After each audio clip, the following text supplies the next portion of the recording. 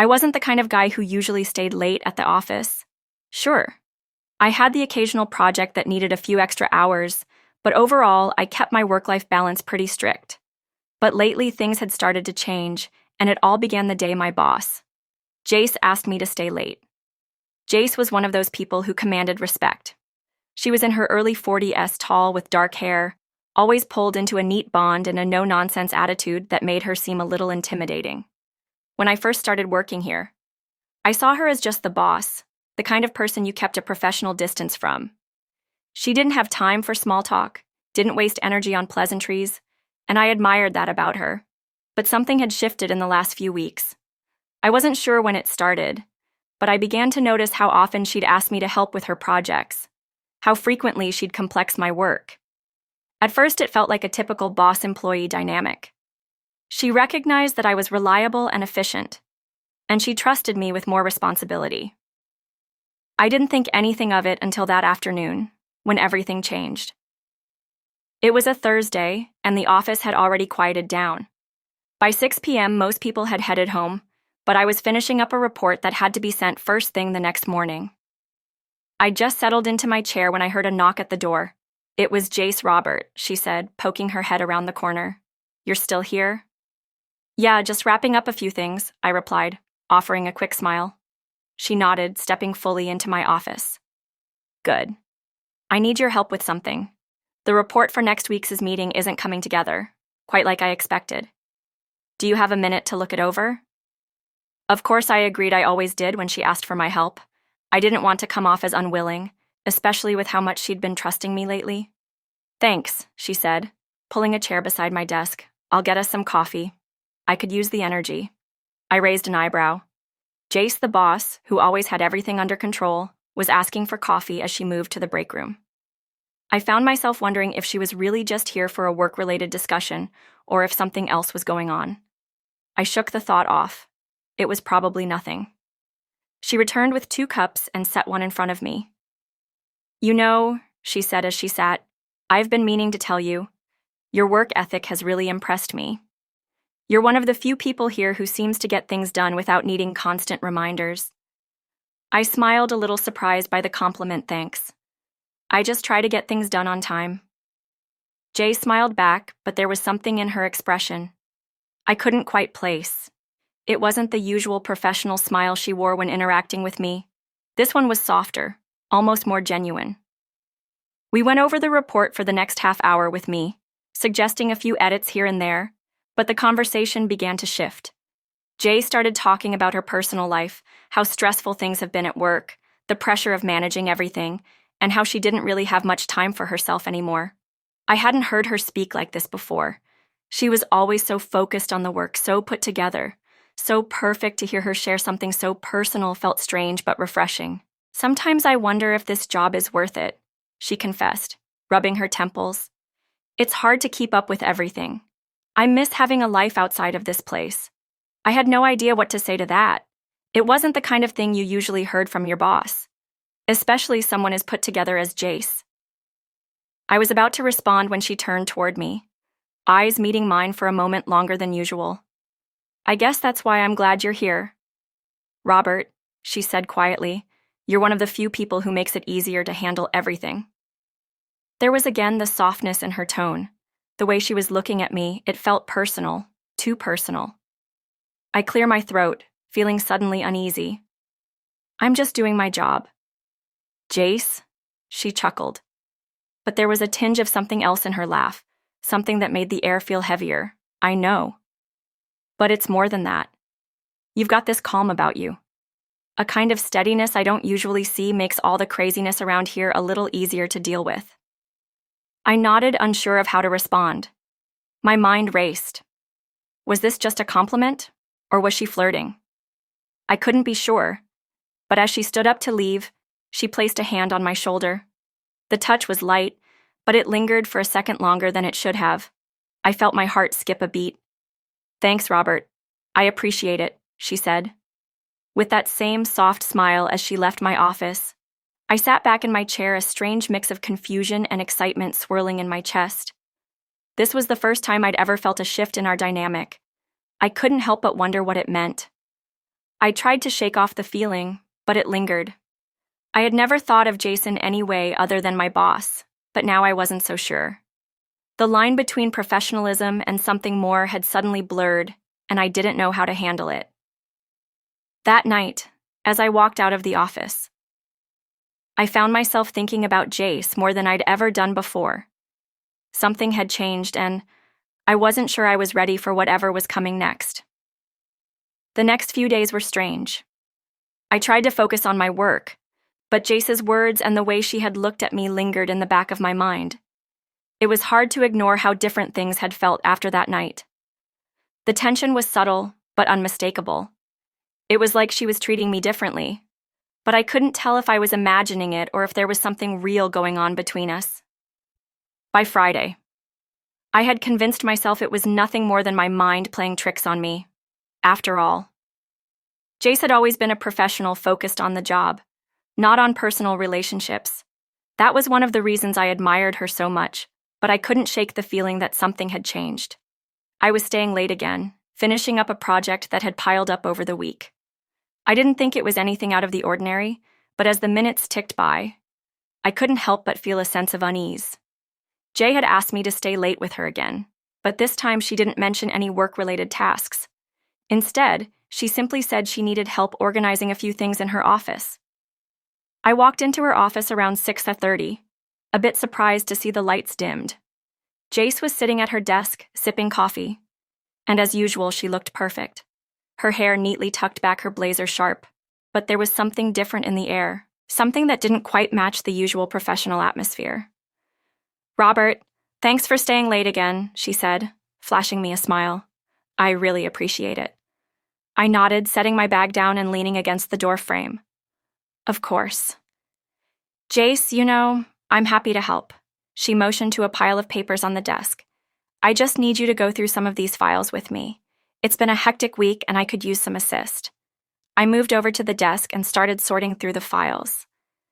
Jace was quiet for a few moments, just watching me. When I glanced up, she was staring at me in a way that made my stomach tighten. There was a softness in her gaze, something that felt intimate. "Robert." "I've been thinking," she said, slowly breaking the silence. "I've been so focused on my work lately that I've neglected my personal life. You're one of the few people I could talk to here, and I just wanted to say that I really appreciate you being so reliable. It means more than you know." I looked up from the files, tried to read her expression. There was a vulnerability in her eyes that I hadn't seen before. It was different from the confident, assertive Jace I was used to. This was something else, something more personal, thanks, Jace, I said, feeling a little uncomfortable. "I'm just doing my job." She smiled, but there was a sadness in it now, something that hinted at the pressure she was under. "It's not just your job, it's the way you do it. You're always calm, always steady." I admire that I shifted in my seat, unsure of how to respond. Her compliments were starting to feel more personal than professional, and I didn't know how to handle it. She was my boss and I respected her. But there was this growing tension between us, something I couldn't quite put my finger on. As I started to organize the files, Jace leaned forward on her desk, her face closer to mine than usual. "Robert," she said softly, her voice taking a different tone. "I've been thinking a lot about balance lately, work-life balance. I've been so consumed by this job that I haven't had time for anything else, and I think that's part of why I admire you. You seem to have your life together."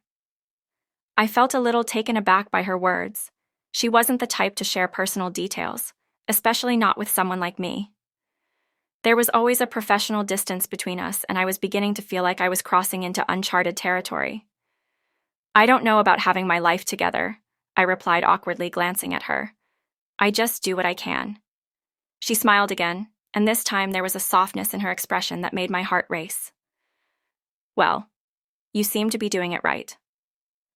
There was a long pause as I tried to focus on the files in front of me, but my mind was elsewhere. What was going on? Jace had always been so professional, so distant. Now she was acting different, and I couldn't help but wonder if she was hinting at something more than just a work-related conversation. Finally, Jay stood up, walking over to the window. The office had a great view of the city skyline, and she often liked to look out at the lights when she needed a break from the grind. "I'm sorry, Robert," she said. Her back turned to me. "I didn't mean to make you feel uncomfortable. Sometimes I get caught up in everything and forget to take a step back. You've been so good to me, and I guess I just wanted to say, thank you. You don't have to feel obligated." I stood up still, not sure where all of this was headed. "You don't need to thank me. Jace, I'm just happy to help." She turned back toward me, her gaze steady. "I know. But I feel like I owe you more than just gratitude. I hope you know that it was then that I realized this wasn't just about work." Jace was opening up to me in a way I hadn't expected. She wasn't just complimenting me anymore. She was sharing something more personal, something deeper. The silence that followed was heavy. I could feel the weight of her words, and I wasn't sure how to respond. But before I could say anything, Jace broke the silence again. "I think we should call a night," she said, her voice quiet. "Thanks for staying late. I'll see you, Muerte." I nodded, still processing everything that had just happened, as I left her office. I couldn't shake the feeling that something had shifted between us. I wasn't sure where this was going, but I had a feeling I was about to find out. The weekend passed in a blur, and Monday arrived far too soon. I wasn't sure what I had been expecting, but nothing could have prepared me for what I walked into that morning. As soon as I stepped into the office, I felt it tension. It wasn't the usual office bus. It was heavier. Jace wasn't at her desk yet, and the silence felt almost oppressive. I tried to shake it off as I got to work, focusing on the tasks at hand. But in the back of my mind, I kept replaying what had happened. The last time I stayed late with Jace. Her words, the way she had looked at me, it had all been so different. I couldn't help but wonder if she had been testing the waters. Seeing if I felt the same way, by mid-morning I had completely lost my focus. I found myself glancing over at Jaw's office, waiting for her to walk in. I kept telling myself that nothing had changed, that I was overthinking things, but the way she'd acted the other night lingered in my mind, and the uncertainty was starting to eat away at me. At around 11 a.m., I finally saw her. Jace walked in wearing one of her usual power suits, looking poised and confident as ever. But today there was something else about her, something I couldn't quite put my finger on. It was subtle, but her movement seemed deliberate, like she was trying to maintain a certain distance, but also wanting to get closer. She walked into her office without a word, and I could tell she was avoiding eye contact. I thought it was odd considering our last conversation had been so open, but maybe she was just trying to be professional, reminding herself of the boundaries between us. That thought made me uncomfortable. Jace was my boss. We were colleagues, we worked together, and that was all we needed. But a small part of me kept wondering if there could be more. A few hours later, I was called into her office for a meeting as I walked in. Jace was already sitting at her desk looking over some paperwork. She glanced up and gave me a polite smile, but I could tell there was something on her mind. "Robert," she began, "I wanted to talk to you about a few things. I know we've been a bit busy lately, but there are some upcoming projects that need our attention." I nodded, trying to focus on the conversation. We started discussing the projects and the deadlines, but my mind was elsewhere. Every time I looked at her, I saw that same subtle shift in her demeanor, like she was trying to keep her distance but also wanting something more. After a few minutes, Jay suddenly stopped talking and looked directly at me. Her gaze was intense, and I felt a pang of unease. It was the kind of look that made me question everything. "Robert?" she said softly, her voice quieter than usual. "I've been meaning to ask you something." I raised an eyebrow, unsure of where this was headed. "What's up?" She hesitated, and for the first time, I saw a flicker of uncertainty in her eyes. "I know we've been working closely together lately, and I value your help more than you know, but I also want to make sure I'm not overstepping my boundaries." I blinked, surprised by her sudden vulnerability. "What do you mean?" She leaned back in her chair, folding her arms across her chest. "I guess I've been thinking a lot about our dynamic, about how I've been acting around you. She paused, clearly searching for the right words. I don't want to make you uncomfortable. I know I'm your boss, and that comes with a certain level of responsibility. I felt a mixture of confusion and concern. What was she saying? Was she implying that she had noticed the tension between us? Or was I just overthinking things? I'm not uncomfortable? I said quickly, though. I wasn't entirely sure if that was true. It was hard to make sense of everything that had been happening. Part of me wanted to pretend like nothing had changed, like things were still the same between us, but I knew that wasn't the case. Jaw seemed to read my hesitation. She looked at me for a long moment before speaking again.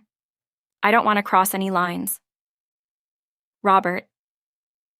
I value our professional relationship, and I don't want to jeopardize that. Her words at me like a punch to the gut. I wanted to reassure her, to tell her that everything was fine, but the truth was, I didn't know what to think. I had no idea where we stood anymore. The lines between professional and personal were starting to blur, and it was becoming harder to ignore. I think we're good. Jace, I said, not sure if I was convincing her or myself. We're just working together, right?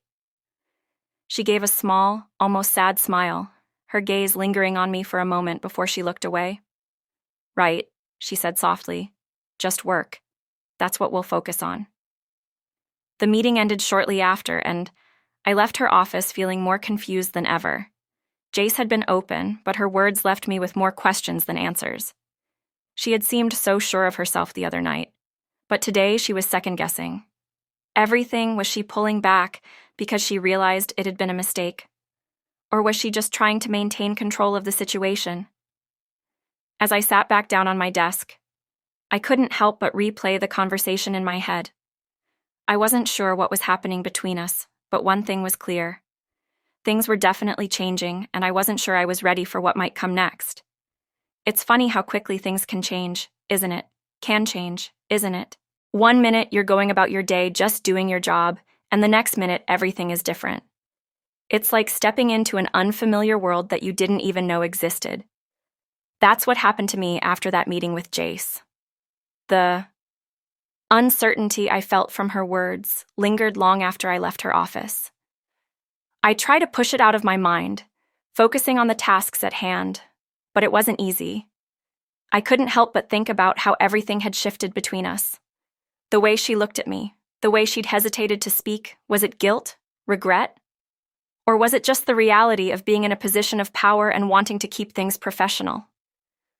By the time lunch rolled around, I was exhausted, not physically but mentally. I grabbed my sandwich from the break room and sat at my desk scrolling through emails, but I couldn't concentrate. My mind kept going back to Jace, the word. She said the way her voice cracked a little when she mentioned boundaries. It felt like she was holding something back, and I didn't know if it was because she wanted to keep things professional or because she was afraid of crossing a line. I couldn't stop thinking about her, and I hated it. I couldn't let myself get distracted like this, but there was no escaping it at. About 2:30 p.m. I got a message from her. Can you come to my office? I need your help with something, the text read. It wasn't unusual for Jace to ask for help. She often did when things were piling up, but this time there was a different tone to her message. It wasn't just a request. It felt like she was reaching out in a way that was more personal than professional. I walked over to her office, trying to steady my breathing. I wasn't sure what to expect. I had no idea what she was going to say or how she was going to act. My mind was racing, and I felt a strange mix of anticipation and dread. When I entered, Jace was standing by the window, looking out over the city. She turned when she heard the door open and gave me a tight smile, but it didn't reach her eyes. It was like she was trying to maintain her usual composure, but something was off. Thanks for coming in. Robert, she said, her voice a little too calm. I just wanted to talk a bit more about what we discussed earlier. I nodded, not sure how to respond. Sure, she motioned for me to sit down, but she didn't immediately sit across from me. Instead, she remained standing her back to me as she continued to gaze out the window. I waited, but the silence between us grew more uncomfortable by the second. Eventually, she spoke, her voice softer. Now I've been thinking about everything about us, about what I said. The other day, my heart skipped a beat. She was talking about it again, the thing that had been on my mind constantly since our last conversation. I just want you to know. She continued, turning to face me, that I'm not trying to complicate things. I don't want you to feel pressured or uncomfortable. You're a great guy. Robert, I really admire you both personally and professionally, but I don't want to cross a line. Her words hit me like a wave pulling me under. She was trying to walk a fine line between being open and keeping her distance, but it didn't feel like a professional conversation anymore. It felt like she was trying to express something else, something deeper. I wasn't sure if I was reading too much into it, but everything about the way she was speaking made it hard to ignore.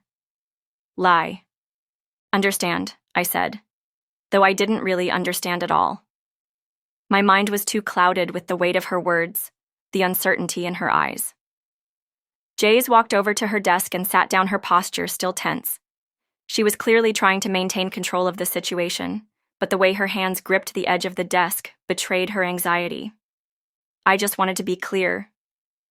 Robert, she said after a pause, I don't want to make you feel like I'm asking for something more than what we've already built here at work. I know I'm your boss, and that makes everything more complicated. I was quiet for a moment, processing everything she was saying. It felt like she was walking on eggshells, not wanting to ruin anything, but also not wanting to let go of whatever it was that had been building between us. I appreciate that, I said slowly, finally finding my voice. But it's hard to ignore what's been happening. Jace, it's hard to pretend that nothing has changed. She looked at me for a long time, her expression unreadable. For a moment, I thought she was going to say something else, something that would make everything clearer, but instead she just sighed and leaned back in her chair, her gaze drifting to the window again. I know, she whispered. I know. The silence stretched between us, heavy and thick, with unspoken words. Neither of us seemed to know how to move forward, or if we even should. It was like we were both waiting for the other to make the first move. But neither of us was ready to cross that line. Finally, Job broke the silence. I think we should just focus on work. For now, we can figure out the rest. Later, her words were final, but the way she said it made me feel like we were both pretending that everything was fine, when in reality, things were far from normal. I nodded again, unsure of how to respond. Yeah, you're right, as I left her office. I couldn't shake the feeling that everything had just become so much more complicated. What had started as something simple, a professional relationship, a straightforward job, was now clouded by emotions, by desires, by things that I wasn't sure either of us were prepared to confront.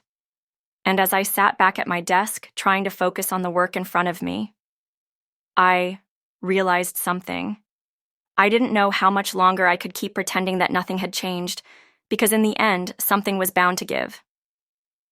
I woke up early that morning, my mind already racing with thoughts of what I had to do. It wasn't a typical start to my day. Normally, I would have gone through the motions, showered, dressed, grabbed my coffee and go to work. But today was different. Today I couldn't ignore the feeling in my chest, the unease that had been building up for days. I had to make a decision. The last few weeks had been a whirlwind.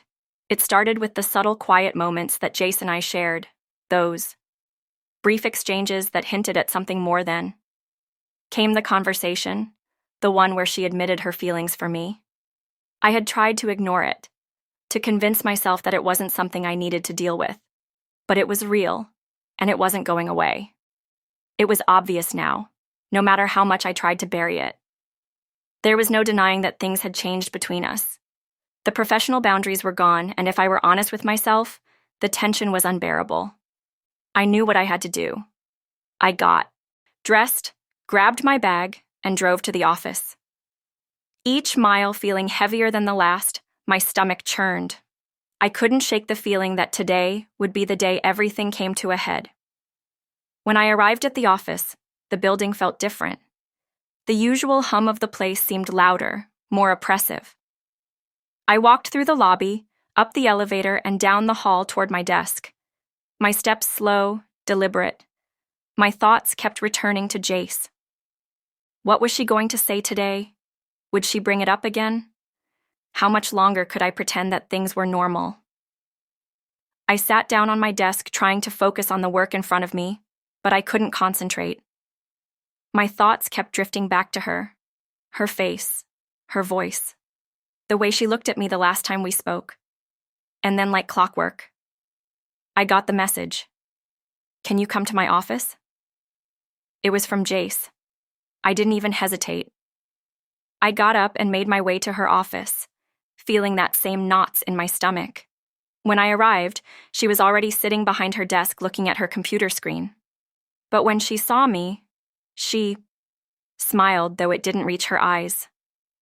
"Robert," she said softly, motioning for me to sit down. "Thank for coming in." I sat across from her, waiting for her to speak.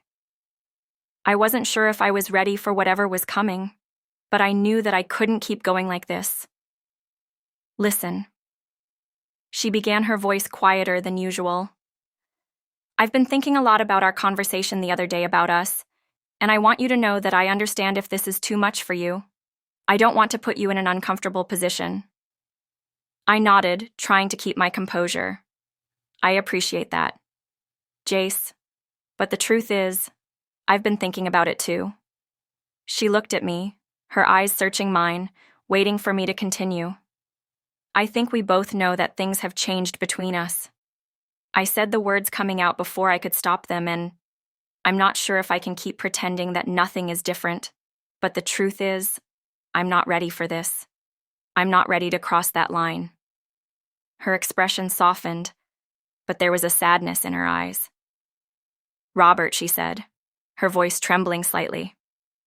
"I never wanted to pressure you. I just couldn't ignore how I felt."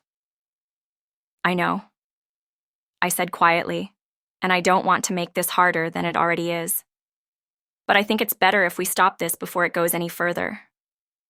She didn't say anything for a long time. The silence between us was thick, heavy. Finally, she spoke, her voice barely above a whisper. "I understand." I stood up, my hands trembling slightly. "I think it's time for me to move on. I can't keep working here not like this. I'm not the person you need me to be, and I don't think I can be that person." Her face fell. She looked like she was going to say something, but the words didn't come. I could tell she was hurt, and that made it harder. But I knew this was the right decision, even if it felt like the hardest one I had ever made. "I'll pack my things," I said, already turning to leave. "Thank you for everything, Jace. I really appreciate everything you've done for me, but I think I need a clean break." She didn't stop me, didn't try to convince me to stay. She just watched me as I walked out of her office, her gaze filled with a mixture of resignation and regret. While I reached my desk, I gathered my things, my hands moving quickly, almost mechanically, it felt. Surreal, like I was watching someone else make all the decisions for me. But there was no turning back.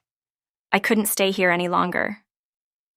I left the office without looking back, the doors swinging shut behind me with a finality that made my heart ache. As I stepped into the elevator and descended to the lobby, I felt a weight lift off my shoulders, but there was also a deep emptiness inside me. I had made the decision to walk away, but I couldn't help wondering if it had been the right one. When I stepped outside, the sun hit my face warm and bright. It felt like a new beginning, but it also felt like the end of something important. I didn't know where I was going next, but I knew I had to move on. It was time to leave that chapter behind. As I drove away from the office, the road ahead felt uncertain, but at least I was free. I didn't know what the future held, but for the first time in a long while I was ready to face